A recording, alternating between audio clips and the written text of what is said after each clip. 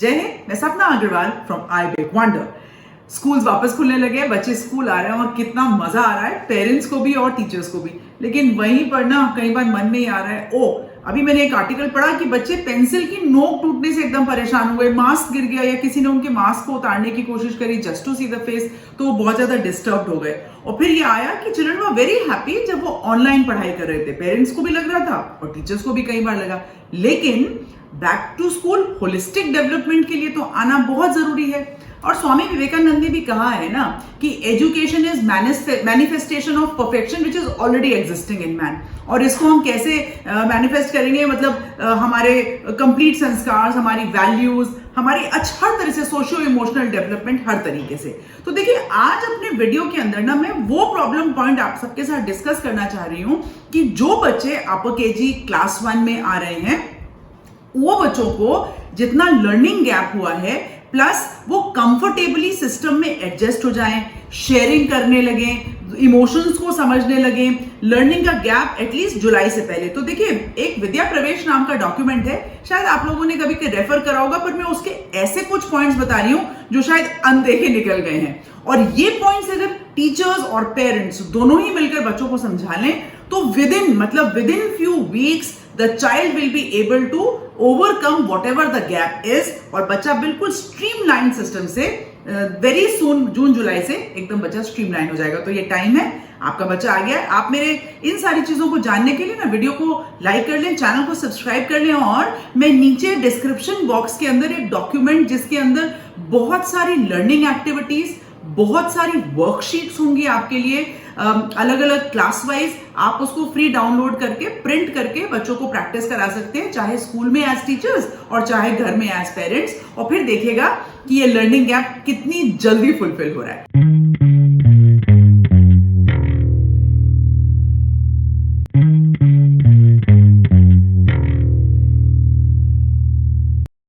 तो चलिए आज का वीडियो स्टार्ट करते हैं और समझते हैं कि कैसे बच्चों को प्ले बेस्ड तरीके से ये जो गैप हो गया है उसको फुलफिल करा जाए। तो देखिए, मैं आपके साथ जब भी बात करती हूँ ना, तो मैं बहुत सारी चीजें बनाकर रखती हूँ।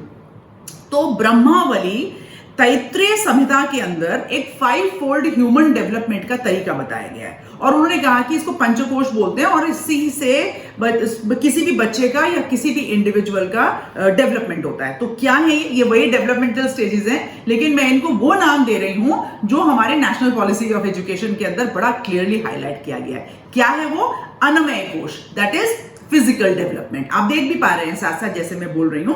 प्राणमय कोश, इसका मतलब है वाइटल डेवलपमेंट, जैविक क्रियाओं को करने के लिए, राइट। मनोमय कोश, मेंटल डेवलपमेंट। विज्ञानमय कोश, कॉग्निटिव डेवलपमेंट। देखिए, सारी बातचीत कॉग्निटिव डेवलपमेंट पे आके रुकती है। और आनंदमय कोश, spiritual development. All of which have to start at the early stages of development. तो ये बच्चों में ये सारी की सारी चीजें राइट टाइम पर स्टार्ट होनी है, और इन सारी चीजों को मिलाकर ही हम ओवरऑल होलिस्टिक डेवलपमेंट बोलते हैं। है ना इंटरेस्टिंग चीज? कितनी मजेदार चीज जो हमारे वेदों में, उपनिषदों में लिखी हुई है, और अब हम इसको अप्लाई कर रहे हैं। देखिए, नेशनल पॉलिसी ऑफ एजुकेशन का और फाउंडेशनल लिटरेसी एंड न्यूमरेसी का मैंने 3 अलग अलग वीडियो बनाए थे, एक बैक टू स्कूल, एक फाउंडेशनल लिटरेसी एंड न्यूमरेसी, है ना। मैं उनको आई बटन पे भी लगा दूंगी और डिस्क्रिप्शन बॉक्स में भी लगा दूंगी। आप चाहें तो अभी भी मेरे वीडियो को छोड़कर आपको पहले वो जाकर देख लें और फिर ये देख लें, या इस पूरे वीडियो को समझ लें और फिर उनको जाकर रेफर कर लें, है ना। तो यहां पर 3 बड़े गोल्स थे जब हम छोटे बच्चों की बात करते हैं। गोल 1, गोल 2, गोल 3। गोल 1 क्या है? देखिए, आपको दिख ही रहा है क्या? But children should maintain good health and well being. इसको HW भी बोलते हैं एब्रीविएशन में। जब आपको कभी आप पढ़ रहे होंगे कुछ डॉक्यूमेंट्स को, तो HW नाम का एब्रीविएशन मिलेगा। गोल 2 का मतलब है children should become effective communicators, मतलब उनकी लैंग्वेज एंड लिटरेसी में इंप्रूवमेंट आए, EC इसको एब्रीविएशन दिया। और तीसरा गोल है children must become involved learners and connect with their immediate environment. मतलब इनको एनवायरमेंटल अवेयरनेस आनी चाहिए, साइंटिफिक टेम्परामेंट बनना चाहिए, मैथमेटिकल थिंकिंग होनी चाहिए, और प्रॉब्लम सॉल्विंग स्किल्स आनी चाहिए, और इसका एब्रीविएशन दिया IL।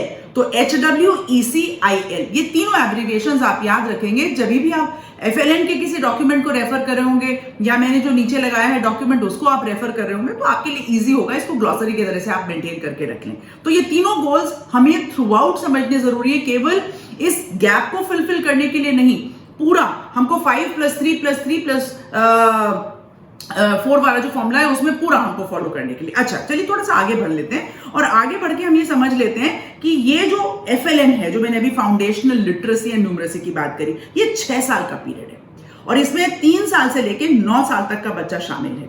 तो पहले हम ECEC को केवल किंडरगार्टन तक मानते थे ना, थोड़ा सा उसको एक्सटेंडेड कर दिया गया ताकि लर्निंग, क्योंकि मैं बार बार अपनी वीडियो को रेफर करूंगी, क्योंकि उसमें the child has a right to understand in the language with the child understands, the child has a right to understand in the time the child wants to understand. तो learning is constant but time is variable, है ना।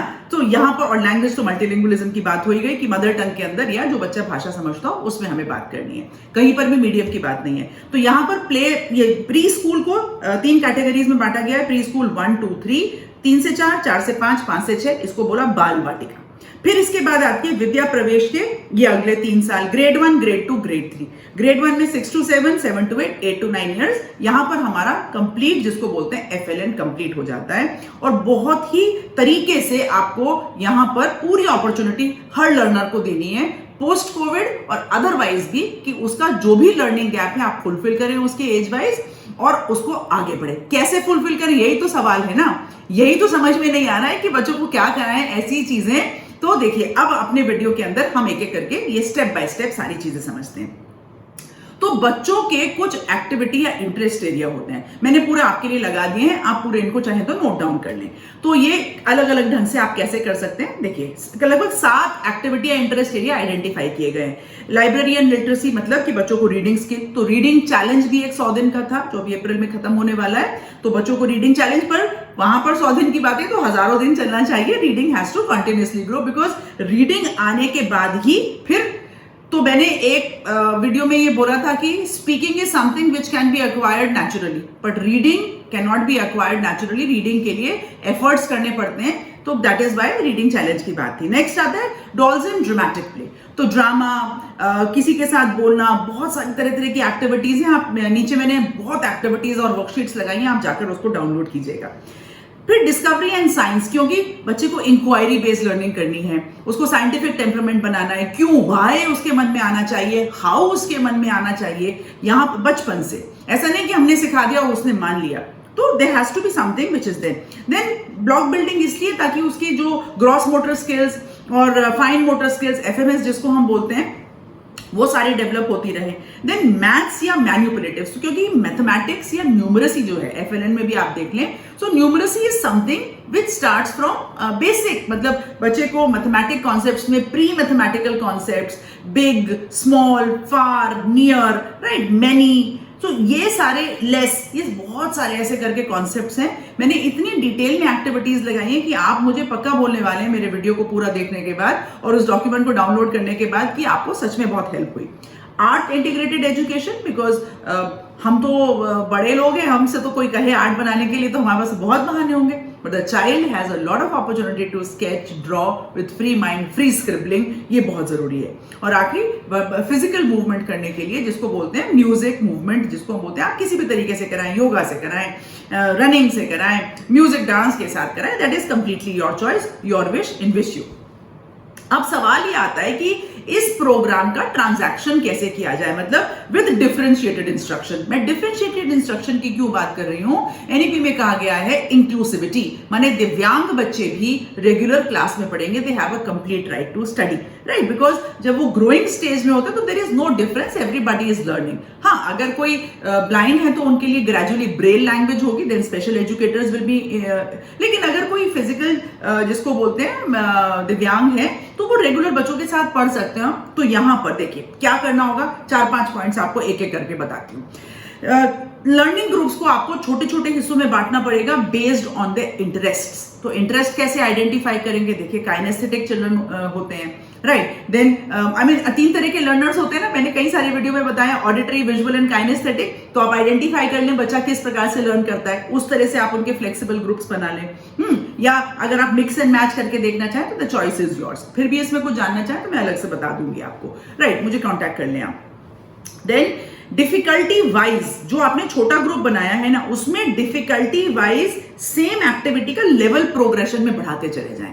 तो suppose आपने flash card use किया और flash card दिखाकर आपने कहा ये, तो अब दो मल्टीपल फ्लैश कार्ड यूज करिए। फ्लैश कार्ड को सो डिफिकल्टी लेवल बढ़ाते चले जाएं। फिर आप अल्फाबेट्स से फिर वर्ड्स बनवाएंगे। That is how what I mean to say. फिर वैरायटी ऑफ लैंग्वेजेस और लर्निंग मटेरियल आपके क्लासरूम में होने चाहिए, लेकिन कहाँ? बच्चों के आई लेवल पर। हमारे आई लेवल पर हाई वॉल में नहीं लगाने, नीचे वॉल पर लगाने। और अगर आपने वॉल में फ्री स्क्रिबलिंग स्पेस दे रखी है, डार्क मतलब चॉक एंड बोर्ड से लिखने के लिए, चॉक स्लेट से लिखने के लिए, वो भी बच्चों की हाइट पर होनी चाहिए, ताकि वो देखकर उसको एंगेज हो जब वो जमीन में बैठे हैं या टेबल चेयर पर बैठे हैं। So it has to be remembered. वो ऐसे करके ऊपर नहीं देख पाते, राइट? सो दैट इज मतलब उसके लिए एफर्ट करना पड़ेगा, एफर्टलेस व्यूइंग होनी चाहिए। देन बच्चों को पीयर ग्रुप में एक दूसरे को सपोर्ट करने के लिए तो शेयरिंग आप सिखा रहे हैं, कलर्स की आप शेयरिंग सिखाएं, एक्टिविटी में कोई कर रहे हैं, आइडियाज की करें। बैठकर छोटे बच्चों से भी ग्रुप डिस्कशन किया जा सकता है। मैं आगे भी सर्कल टाइम की बात करूंगी और ये भी बताऊंगी, मैंने नीचे डॉक्यूमेंट में लगाया कि सर्कल टाइम के लिए कौन कौन से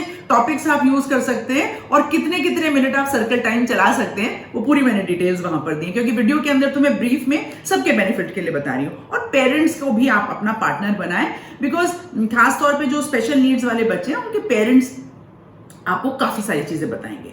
बच्चों की प्रोग्रेस को ट्रैक करना बहुत जरूरी है। इसको असेसमेंट बोलते हैं। असेसमेंट इवैल्यूएशन में तो डिफरेंस मालूम है ना, आप मेरी वीडियो में जाकर देख सकते हैं। तो बच्चे की प्रोग्रेस देखिए 4-5 तरीके से बच्चे की प्रोग्रेस ट्रैक करी जाती है। कैसे? ऑब्जर्वेशन करके कि क्या एक्टिविटी कर रहे हैं वो, उनकी पर्सनालिटी डायमेंशन क्या है, ऐसी सारी चीजें है ना, उनका लर्निंग का प्रोसेस क्या है। फिर एनेक्डोटल रिकॉर्ड, बच्चों के लिए छोटी छोटी कहानी, छोटी छोटी चीजें आप नोट करते जाएं कि कैसे वो, जैसे कई बार ना कोई बच्चे होते हैं, नहीं ये मेरा है, मुझे नहीं देना किसी को, और कोई बच्चे कहते हैं हाँ ले लो, yes you can take it, it is okay, share करते हैं। वो घर में भी ऐसे शेयरिंग कर रहे होते हैं। जैसे घर में कुछ बड़े लोग सिखाते हैं, बेटा मुझे ला कर दे दो, मुझे दोगे क्या? तो बच्चा बड़ा प्यार से उन्हें खिला देता है कोई चीज लाकर, तो शेयरिंग सीख गए। अब कुछ बच्चों ने कहा नहीं नहीं नहीं उसको छोड़ो, नहीं भाई घर में ये उसका है, तो the child starts getting obsessed, अच्छा ये मेरा है। तो मोड्स ऑफ इंटरेक्शन उसके क्या है? पोर्टफोलियो बच्चे का बच्चा क्या हर एक का पोर्टफोलियो बनाना चाहिए। जैसे जैसे एनईपी आ रही है और जैसे जैसे चीजें और स्ट्रीमलाइन होती जा रही हैं, आप देखिएगा एक कंप्लीट डॉजियर बनेगा। खैर मैं उसके बारे में कभी आगे बात करूंगी किसी और वीडियो के अंदर। आज तो बच्चों की बात करते हैं। पोर्टफोलियो में क्या होगा? बच्चों का क्राफ्ट वर्क, बच्चों की पेंटिंग वर्क, कोलाज मेकिंग, जो भी वो काम अपने हाथ से कर रहे हैं, जिसका वो एक्सपीरियंस अपने माइंड में अपने हाथ से कर करके क्रिएट कर रहे हैं। पोर्टफोलियो के अंदर वो नहीं होगा कि व्हाट इज योर नेम, आपने पूछा और बच्चे ने बताया कि नहीं बताया, तो यहां पर आप उसको जो रटाया है ना, उसकी बात बिल्कुल नहीं हो रही है। अच्छा, फिर आप एक चेकलिस्ट बना लें, क्योंकि चेकलिस्ट मैंने नीचे लगा दी है ना जब आप डॉक्यूमेंट डाउनलोड करेंगे। तो इसके अंदर क्या, बच्चों के बिहेवियर, ट्रेट्स, इन सब के ऊपर एक रेटिंग स्केल बनाएं। मतलब जैसे बोलते हैं ना कि 0 to 5, 0 to 10 या 1 to 10 या A to जो भी आपने EFG जो भी ले रखा है, और बच्चों को सेम टास्क देकर उनको अलग अलग स्किल लेवल्स पर टेस्ट करें। स्किल लेवल्स क्या, जो मैंने सबसे पहले शुरू में बताया था, आप पीछे जाकर भी देख सकते हैं। और बच्चों के फोटोग्राफ्स और वीडियो क्लिप्स के साथ भी आप रिकॉर्ड मेंटेन कर सकते हैं। आजकल तो अब डिजिटल और एडटेक आने के बाद हर एक के पास अपना डिवाइस लगभग साथ ही होता है। इस डिवाइस को आप यूटिलाइज करें और बच्चों के रिकॉर्ड्स बनाकर रखें। पेरेंट्स को भी बोले उनके रिकॉर्ड्स बनाकर रखें और मेंटेन करें उन चीजों का। आजकल तो बहुत मजा आता है इन सब चीजों को। अब बात आती है, ये तो स्कूल की हम बात कर रहे थे, एजुकेटर की। अब बात आती है कि पेरेंट्स और जो कम्युनिटी है भाई, जो सोसाइटी जिसको हम बोलते हैं, उनका क्या रोल है? उनको भी इन्वॉल्व करना है इस पूरे एजुकेशनल प्रोसेस के अंदर या बच्चों की लर्निंग के अंदर। घर जाते ही बच्चों से सवाल पूछा जाता है कि भाई क्या हुआ स्कूल में, टिफिन नहीं खाया बेटा? मतलब अरे आपने एकदम ऐसे कैसे सवाल कर लेते हैं बच्चों? मैं बताती हूँ आपको क्या सवाल पूछने चाहिए, है ना। क्या हुआ बेटे स्कूल में, किसी ने कुछ कहा तो नहीं? ये these are not good questions. आप बच्चे का माइंड ही पूरा डाइवर्ट, खुद आपने भेजा है ना बच्चे को वहां पढ़ने करने के लिए, है ना। तो आपको किस प्रकार के क्वेश्चंस करने चाहिए, वेरी इंपॉर्टेंट। मार्केट सेपरेटली भी आप इसको क्लिप करके शेयर कर सकते हैं। क्या, what was the most joyful moment in the school? कहां मजा आया स्कूल में सबसे ज्यादा, बताओ बेटा। फिर दूसरा, अच्छा टीचर ने कुछ काम करने के लिए दिया है क्या, मैम ने कुछ, सर ने कुछ काम करने के लिए दिया है, दिखाओ जरा काम दिखाओ। अच्छा, फिर उनसे ये पूछ सकते हैं कि तुमने अच्छा बताओ स्कूल में और क्या क्या किया, किसको गुड मॉर्निंग करी, किसी को हेलो किया, कोई नया फ्रेंड बनाया। थोड़ा सा पॉजिटिव, बच्चे को जिस एनवायरमेंट में भेज रहे हैं उसको एंगेज करिए ना उससे। खाना नहीं खाया, कोई बात नहीं, आप खिला दीजिए खाना। कोई भी इंसान, मतलब अनफॉर्चुनेट मैं डेस्टिट्यूट्स की बात नहीं कर रही हूँ, पर हम भूखे नहीं सोते, बच्चे अपनी कैलोरीज को किसी ना किसी तरह से फिल कर लेते हैं। मैंने बहुत पहले एक वीडियो बनाया था, आप चलिए लगा दूंगी उसको भी मैं आई बटन पे, है ना, मैं कोशिश करूंगी, नहीं तो डिस्क्रिप्शन बॉक्स में डाल दूंगी उसको। अच्छा, तो यहाँ पर ये सवाल जो मैंने आपको बताया, मेरा तो मन करा मैं यहीं रुक जाऊं और इसी की बात आपसे करूं, पर आगे बढ़ती हूँ। देखिए, वापस उस बात को टच करती हूँ कि बच्चों की नीड्स, चाहे वो दिव्यांग हो या बच्चों की मेंटल हेल्थ की बात हो, ये सारी चीजों को एड्रेस करना बहुत जरूरी है। अब कुछ बातें मैं आपसे कर लेती हूँ, टीचर्स के लिए खास टिप्स और फिर पेरेंट्स के लिए खास टिप्स आपको दूंगी। तो क्या, क्लास का एनवायरनमेंट जॉयफुल रखें, खूब खुश, पढ़ाई अल्फाबेट आज नहीं समझ में आया, कल आ जाएगा समझ में। मैंने बोला ना, कॉम्पिटेंसी बेस्ड एजुकेशन आ जाएगा, कोई दिक्कत नहीं है। हमारा ही काम है बच्चों को लर्न करना, उनको तो नई चीज लर्न करने में मजा आता है। फिर बच्चों को एक्टिवली एक्टिविटीज में एंगेज करवाएं, खाली बैठाकर नॉर्मल एक सवाल होता है कि भाई मेरे बच्चे की क्या प्रोग्रेस हुई, तो प्रोग्रेस जो वो लिख रहे हैं उससे progress, overall development, holistic development की बात हो रही है। हर एक को ग्रुप एक्टिविटी में भी इंडिविजुअल पार्टिसिपेशन का मौका दें। सर्कल टाइम एक बहुत ही पावरफुल टूल है आपके पास, अच्छा है ना। और बच्चे हर एक कोई बोल पाता है सर्कल, पता है क्यों? बिकॉज सर्कल इज एंडलेस, सब बराबर है सर्कल में, कोई आगे पीछे नहीं है, कोई फर्स्ट सेकंड नहीं है, कहीं से भी शुरू होता है कहीं से भी खत्म होता है ना। और ऐसे बहुत सारे रीजन बताइएगा कमेंट बॉक्स में डालकर। बच्चों को जैसा बिहेवियर आप चाहते हैं थोड़ा सा गाइड करने, या कहने की जगह नो दिस इज बैड, अरे भाई गुड बता दीजिए ना, क्या अच्छा है, let us tell what we have to do, we are supposed to do. और मैंने एक पूरा वीडियो बनाया है, उसको तो आप पूरा देखेंगे जाकर, मुझसे प्रॉमिस कर लीजिए। क्या? Do not label the child, and in case you have to label, कैसे लेबल करने वो भी उसके अंदर मेंशन है। डिजास्ट्रस, मतलब मैं आपके साथ जिक्र कैसे करूं इस आपको दोबारा। अच्छा, फिर हम एज टीचर्स, भाई घर में तो एक या दो बच्चे होते हैं, पर क्लास में हमारे पास 15, 20, 40 तक बच्चे होते हैं, तो we have to practise being empathetic, बच्चे के साथ एम्पैथी रखना, पेशेंस रखना, काम रखना, नॉन जजमेंटल होना। कोई फर्क नहीं पड़ रहा है, बट सब कर रहे हैं, तुम नहीं कर रहे हो, पर कोई बात नहीं, सीबी कॉम्पिटेंसी बेस्ड एजुकेशन याद कर ले, इन टर्म्स को बहुत काम आएंगे। अब पेरेंट्स के, ये जो मैंने टीचर्स के लिए बोले ना, अकेले नहीं है, ये पेरेंट्स के लिए भी टिप्स है, पर खास अब कुछ पेरेंट्स के लिए टिप्स दे देती हूँ। आप चाहें तो शेयर कर दीजिएगा इसको अपने पेरेंट्स के साथ स्क्रीनशॉट लेके। क्या? देखिए, बच्चों को बड़ा एक्टिवली सुनना है, you have to listen to them actively, मतलब सिर्फ उनको सुनाना नहीं है, ये कर लो, अब तुम ये नहीं कर रहे, तुम्हारा ये टाइम हो गया ना, you have to listen to them when they are asking questions, try to give them the right answers और search with them for the answers। then उनकी difficulties होती हैं, उनके doubts होते हैं, वो चेक करना चाहते हैं, क्यों ऐसे पूछ कर, है ना। मुझे तो अपना बेटा याद है, बड़े वाला, वो हर चीज पे क्यों करा करता था, अब तो खैर बड़े हो गए बच्चे। अब बच्चों के लिए घर में भी create a very happy and a caring environment, not only for children, they should also be caring for you, so it's like mutual। then stress हर एक को होता है, इवन बच्चों को भी होता है ना। मैं मेडिकल टर्म वाली बात नहीं कर रही हूँ, नॉर्मल थक जाते हैं फिजिकली भी ना। So let us talk to each other, let us connect to each other, rather than ये मतलब कहना कि और ये तो बड़ा गुस्सा, मतलब गुस्से होकर बैठे काहे के लिए, राइट? मतलब ऐसे तो कोई बात नहीं है ना, हो कोई बात हो गई है, let us talk it out and we should have focus on kindness, gratitude. आप बच्चों से ये एक्शन करवाएं जहां पर वो किसी को कुछ दे रहे हों, they have to learn to give. Fix time करें रूटीन का, सोने जागने का, चाहे संडे हो, मंडे हो, कोई भी दिन हो, कोई भी वार हो, बट आप फिक्स टाइम करें। Once in a while cheat day is okay, but that should be only once in a while. मौका मिलते कि आज तो छुट्टी है, हम सोएंगे ना, that's a very wrong habit. Eating का टाइम, स्टडिंग का टाइम, योर ओन टाइम बनाइए ना घर में, थोड़ा सा डिसिप्लिन सा माहौल, राइट। मैं तो खैर फौजी बैकग्राउंड से हूँ, तो आप में से कई लोग सोचते होंगे तो हमारे यहाँ तो परेड, थंब परेड ऐसे नहीं होता है राइट, पर फिर भी एक जनरल डिसिप्लिन माहौल चला करता है। और बच्चों के साथ इंडोर एक्टिविटीज में, आर्ट्स एंड म्यूजिक में, डांस में पर्सनली इन्वॉल्व हो, करें ना बच्चों के साथ डांस, खड़े होकर बड़ा मजा आएगा, कदम से कदम मिलाएं। अब देखिए, मैं आपको कुछ एक चीजें मैं स्पेसिफिकली बता रही हूँ। अब आप मतलब वीडियो के खत्म होने के बाद आप उसको डाउनलोड करेंगे, उसके अंदर बच्चों की एक्टिविटीज हैं, जो मैंने सारी बातें बोली, हर एक चीज की एक्टिविटी है, वर्कशीट्स हैं, हर एक चीज की वर्कशीट है। प्लानिंग, आप अगर टीचर हैं तो आप हर दिन को कैसे प्लान करें, पूरे साल भर की प्लानिंग मैंने आपके साथ शेयर कर दी है। बच्चों को असेसमेंट कैसे करें, जो मैंने चीजें बताई थी सारी मैंने लगा दी हैं, आप असेसमेंट कैसे करें। सर्कल टाइम में किन टॉपिक्स पे बात करें, जाकर देखिएगा, और किन कहानियों को कम से कम बच्चों से इनको तो डिस्कस कर लें, है ना, स्टोरी टेलिंग की जो बात है वो भी मैंने लगा दी है इसके अंदर। तो एक काफी अच्छा डॉक्यूमेंट आपको लगेगा। मैंने आज अपनी वीडियो के अंदर जो बातचीत करी है ना, मैंने बेसिकली ये बात करी है कि इस कोविड, पोस्ट कोविड जो बच्चे स्कूल आ रहे हैं, बैक टू स्कूल, इस गैप को हम कैसे फुलफिल करें as parents, as community and as educators and teachers. हमारा बहुत बड़ा रोल है। हम एक फाउंडेशन रख रहे हैं बच्चों के एक बहुत उज्जवल भविष्य की। तो ये आई एम श्योर आपको मेरा वीडियो अच्छा लगा होगा। जल्दी से लाइक कर लें, चैनल को सब्सक्राइब कर लें, आप अपने कमेंट्स जरूर डालिएगा। इसको जितने लोगों तक आप चाहें पहुंचा सकते हैं, मतलब हर बच्चे के भले के लिए, तो जरूर पहुंचाइएगा। I am sure it will be very very helpful to all. मैं तो हमेशा कहती हूँ that everybody has a right to say I big wonder. आज के लिए जय हिंद।